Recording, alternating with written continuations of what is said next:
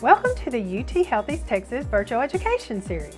Today's presentation topic is Diabetes, Myths versus Facts, featuring Marcy Wright, Certified Diabetes Educator at UT Healthy's Texas, Tyler. Hello, my name is Marcy Wright. I'm a diabetes educator and registered dietitian with UT Health Tyler, Diabetes University, and I want to thank you for listening in on this presentation today. I hope it will be both informative and entertaining. So let's get started, shall we? So our first myth today starts with when people are newly diagnosed with diabetes. Many times people feel like diabetes is my fault. And truthfully, the fact is it's not. Lifestyle choices are just one part of diabetes risk. Lifestyle choices being the food we eat and the activity we do. Other risk factors for diabetes include our age, our ethnicity, and family history. And those are things that are outside of our control. And just to show you how powerful age is a risk factor, and how weak lifestyle is as a risk factor, I have some statistics to share with you. The Centers for Disease Control in 2020 shared some great numbers. For example, 69% of American adults are overweight, but only 13% of adults have diabetes. So if it were just our lifestyle choices, many more adults would have diabetes. So with regards to age, when we start to look at adults that are 65 and older, our percentage of adults with diabetes jumps up to 25%. So that's how powerful age is as a risk factor for diabetes. And what can anybody do about getting older? Absolutely nothing, right? So again, there's factors in the development of diabetes that are outside of our control. So diabetes is not your fault. It's sort of like the weather. It happens. This next myth also is one that comes up when people are newly diagnosed with diabetes, because people with diabetes, they feel fine a lot of times. They develop diabetes, or find out they have diabetes, I should say, when they go see a doctor for a routine physical, or they're at the doctor for other issues, and they'll find out their blood sugar's high from routine lab work. And so I'll see someone in the office, and they'll look at me and they'll say, I feel great, I feel fine, I don't think I have diabetes. But here's the fact. So diabetes, like high blood pressure, can be very silent. There can be no symptoms. But the damage of high blood sugars happens slowly over time. And I have something that will show us what that can look like. So when blood sugars are high over a period of time, especially once they get above 180, they can damage the nerves and the blood vessels. And that damage to nerves and blood vessels over a period of months and years cause damage all over the body, such as to the feet and legs, to the reproductive system, to the filtration system in the kidneys, the heart, to the eyes, and it can increase your risk of stroke. So you can see the damage can occur all over the body, but here's the thing. We don't want to wait till you're feeling symptoms. We want to get those blood sugars down as soon as possible and prevent those complications from happening. And how we do that, the treatment for diabetes is a healthy way of eating, physical activity, and your doctor may prescribe diabetes medications as well. Another myth surrounding diabetes, and I wish it were true, but unfortunately it is not, diabetes is reversible. Unfortunately, diabetes is a lot like high blood pressure and high cholesterol. It is a lifelong chronic condition, meaning that it is with you once you're diagnosed lifelong, but it can be managed, and people with diabetes can go on to lead long, productive, healthy lives. It doesn't have to be the thing that slows you down. As I said before, a healthy eating plan, physical activity, taking your medicine, seeing the doctor regularly, you can manage it and be very healthy and lead a good, productive life. One of the greatest sources of confusion around diabetes, and one of the things people struggle with tremendously, is what to eat. And carbs get a bad name. And a lot of times people with diabetes feel like they should avoid eating carbs, but the fact is carbohydrates are our body's fuel. It's kind of like putting gas in a car to get the car down the road. The issue with carbs becomes when you eat too much carb. Eating too much carb can make your blood sugar too high after you eat. So that leads me to some tips about meal planning. Now, in our program at Diabetes University, we have different approaches to meal planning, but the one I chose that I felt like would lend itself best to this presentation is the plate method. And so that's what we'll look at today. In the plate method, we focus on foods making most of your plate that don't raise your blood sugar, and smaller portions of foods that could potentially make your blood sugar too high after you eat. So on the plate, you'll notice half of it, number one, is non-starchy vegetables, because these foods will not raise your blood sugar no matter how much you eat of them. So half the plate in this example is mixed green salad with light vinaigrette. But it doesn't have to be a salad. Half the plate could be another non-starchy vegetable like green beans or carrots or broccoli or squash or asparagus, whatever you would like for that to be. Now the other half of the plate is divided between protein and a starch. Now the protein is pecan-crusted chicken in this example, but it could be a pork chop, it could be a grilled steak, it could be a fish fillet, whatever you want that protein to be. The starch in this case is homemade sweet potato fries. Now notice the starch, which is potentially a food that if you eat too much of it could raise your blood sugar. See the portion size of it? It's about a fist-sized portion, or about half a cup. We're making that portion smaller with the goal of better blood sugars after you eat. And hey, if you're interested in any of these recipes, you can get them off the Diabetes Food Hub website, which I will share that website with you at the end of the presentation, so more on that later. Food labels are a source of confusion for a lot of people with diabetes, so I hope to clear some of that up today. The myth is to look for the sugars on the food label.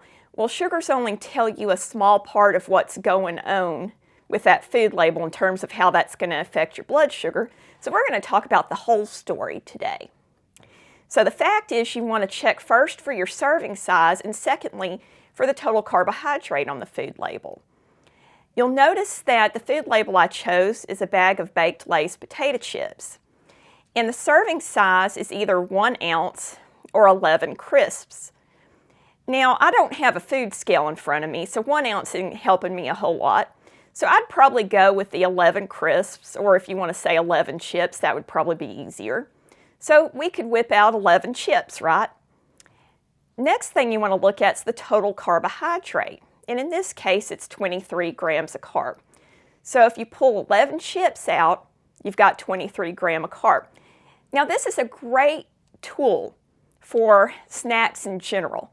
If you're eating chips, crackers, pretzels, instead of bringing the whole bag with you in front of the TV, get out the serving size they suggest, put that on a napkin and take that with you in front of the TV.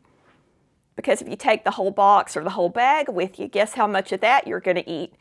At least half of it, maybe all of it. And what would your blood sugar be like then, right? Probably too high. And then you feel like, oh my gosh, I ate too much, right? Been there, done that. So another difficult and confusing thing for a lot of people, and I understand this because I don't know why food manufacturers do this. I struggle with it too as an educator because I see how it can be confusing. One myth is that foods that have no sugar added or are sugar-free, because it says so on the package, right, won't raise your blood sugar. Fact is, you want to check that food label for serving size and total carbohydrate grams, because if it has any carbohydrate in it, it is going to affect your blood sugar. So we're going to look at an example of it, a real-life example next. Here we've got Bluebell, no sugar added, reduced fat ice cream, country vanilla flavored. The serving size is 2/3 a cup. The total carbohydrate is 24 grams of carb. How can that be? There's no sugar added, right? You should be able to eat half the container. But no, because no sugar added, the only thing that means is that sugar's not an ingredient in the ice cream. It doesn't mean there's no carb in it. So please, whenever you see sugar-free or no sugar added, that is an invitation to flip that food over on the back and look at that serving size and that total carb. Now, this is probably the most important myth I'm going to share with you today. And this is one I get questions about over and over and over again in my daily work as a diabetes educator. Regular soft drinks are better for you than diet soft drinks. Absolutely not. No, no, no. Fact is, while no soft drink could ever be considered healthy or good for you, at least a diet soft drink isn't going to raise your blood sugar. Now, as I said before, no soft drink's good for you, but if you're just craving something fizzy and got to have a soft drink, a diet soft drink will not affect your blood sugar and would be the better of the two options. Sugar substitutes are a source of confusion for a lot of people with diabetes. And also, too, if you've been using sugar in your tea or in your cereal all your life, it is a struggle to find something that's going to taste good. And I get that. I really do. I understand. And there's a lot of options out there. And not everybody feels good about using an artificial sweetener like Sweet and Low or Equal or Splenda. I understand that too. And that leads me to my next myth. Raw sugar, honey, and maple syrup are better than sugar substitutes. Wrong. Fact is, honey, maple syrup, and raw sugar affect your blood sugar the same way as any other sugar. They're going to turn to sugar in your blood, just the same. But there are options. If you want something that is, shall we say, more natural, a plant-based sugar substitute that will not affect your blood sugar, there's two really good options that you can get in any supermarket, and that would be stevia or monk fruit. Now we're going to switch gears away from food and talk about physical activity for a minute. Many of us have the idea that physical activity needs to be something formal, and for some people that may really be the right approach. For others, it just isn't. It's really interesting. I do work with a lot of folks that go for a walk in their neighborhood or at a park, and I'll begin to hear things like, yes, I've stopped my walk because it rained, or it's too hot, or it's too cold. And it doesn't have to be that way. You know what? You can walk inside. Do you know that for every hour of TV, there's 15 minutes of commercials? So we could get up during the commercial breaks and walk around. Who wants to hear those commercials anyway, right? You can find something to do. We could get a lot of chores done during those commercials, right? Put in a load of laundry while we're waiting for those commercials to be done.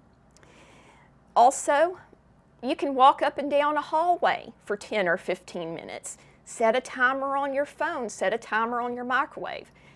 I've had folks walk across a room for 10 or 15 minutes and do the same thing, set a timer, or put some music on and dance for 10 or 15 minutes. My point being, exercise can be done anywhere, anytime, indoors or outdoors.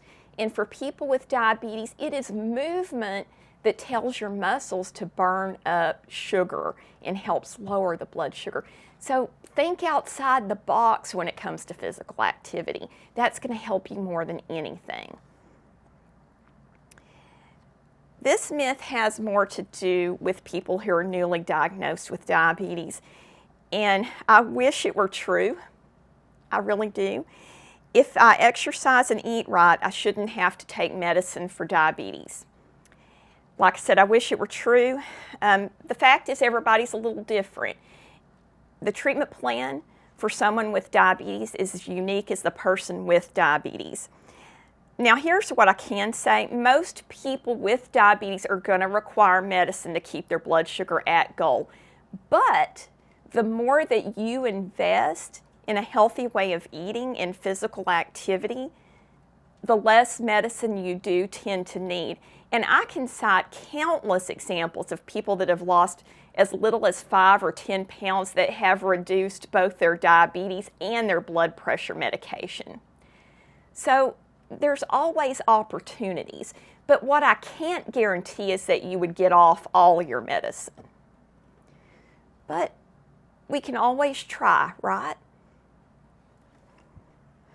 Myth. I can stop taking my diabetes medication once my blood sugar has improved. Here's the thing, and this is a fact, probably one of the reasons your blood sugar got better in the first place is you were taking your diabetes medicine. So please don't stop taking your diabetes medication unless you talk to your doctor first.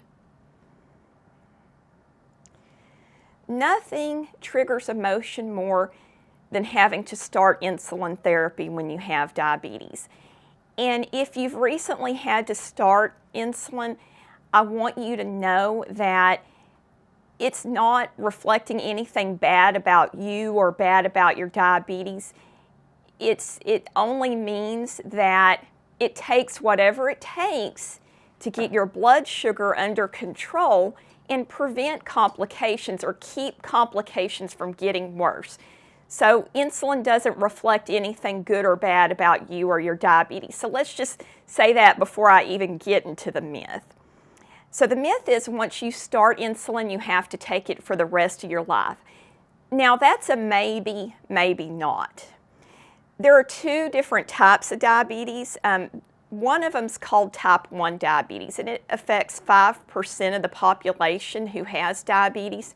That particular group of people, they do not produce insulin. And so from the day they're diagnosed with diabetes, they're going to take both long-acting and mealtime insulin. So they're going to take usually 4 injections of insulin a day from the day they're diagnosed. Insulin's the only medication for them. About 95% of all people with diabetes have type 2 diabetes. And so there's a lot more medication options for type 2 diabetes. And you'll see a wide variety of therapies used for type 2 diabetes, and it's as unique as the individual. And I'll just put it this way. It takes whatever it takes to get your blood sugar where it needs to be to keep you as healthy as you can be for as long as you can be and preserve your quality of life. Now, diabetes medications that are not insulin are limited in their ability to lower A1C. They can only lower A1C as much as 2%. So if your A1C is in the double digits, like let's say 10 or higher than 10, you may require insulin for a period of time. Now, whether you require it long term, maybe, maybe not. For some people with type 2 diabetes, it may be that the diabetes pills have quit working and insulin may be the only option. And once again, if that's the case, that's not a reflection on the person. That's the need for diabetes treatment. Now, as promised, and shifting gears once again, I wanted to share the Diabetes Food Hub website with you. So if you were thinking about purchasing a recipe book, I encourage you to visit the Diabetes Food Hub. Great meal planning resources, free recipes to download. Also, if you want to do your own diabetes fact checking, I recommend the American Diabetes Association website. If you have type 1 diabetes, I recommend the JDRF website, which stands for Juvenile Diabetes Research Foundation.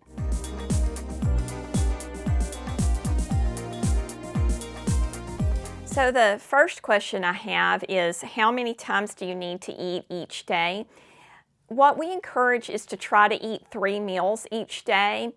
Food lasts about 6 hours after you eat it, and think of food as fuel to your body, again, like gas in a car. So it's good to eat some food morning, middle of the day, and the evening. So I do truly encourage a breakfast, a lunch, and a dinner. Now, whether you have a snack or not is truly up to you.